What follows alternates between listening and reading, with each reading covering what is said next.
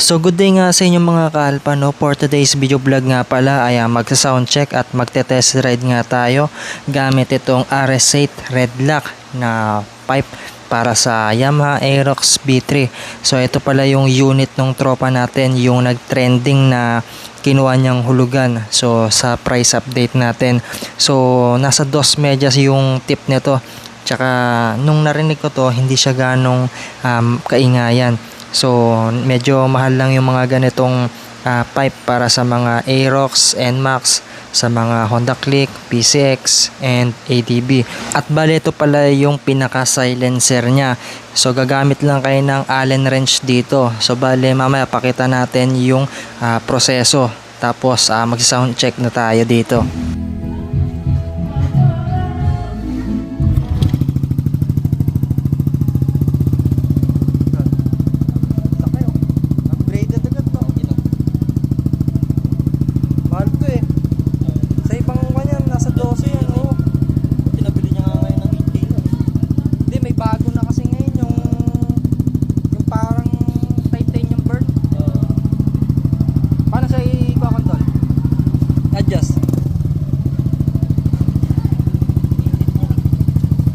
Dyan lang siya i-adjust, no? Papaluwagin lang, no? Ayun, may na, no? May na, eh. Ayun, naka-close na nga siya, oh. Full close, no? Kaya, bumpay mga ito. Ako, di nga may ngayon, no? Tahimik lang, no?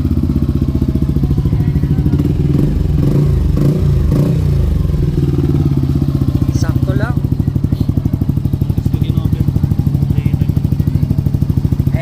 Open. Yun ang tunog niya, no? And pull open.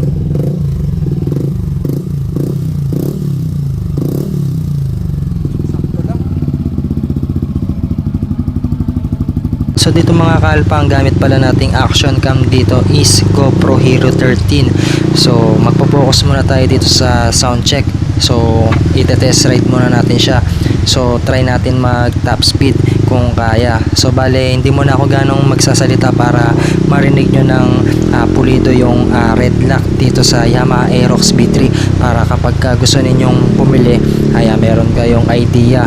Tsaka napanood ko ito, wala tong huli.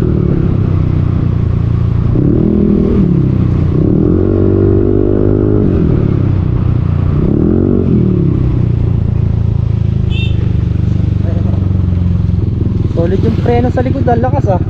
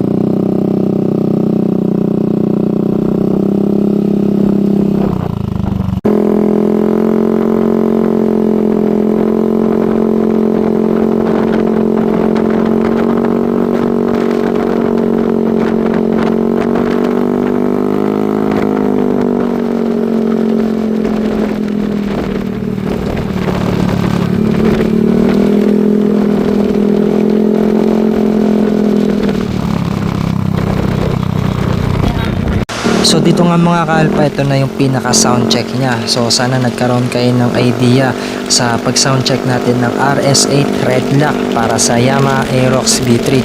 So sa mga naka Aerox V3 dyan, kapag gusto ninyong bumili ng RS8 Red Lock, iwanan natin yung link dyan sa baba sa pin comment at dyan sa description box para pagka gusto ninyong umorder ay rekta Shopee na kayo. So ulitin ko, wala pong huli to dahil gumamit sila ng dB meter nun at pasado naman ito sa noise.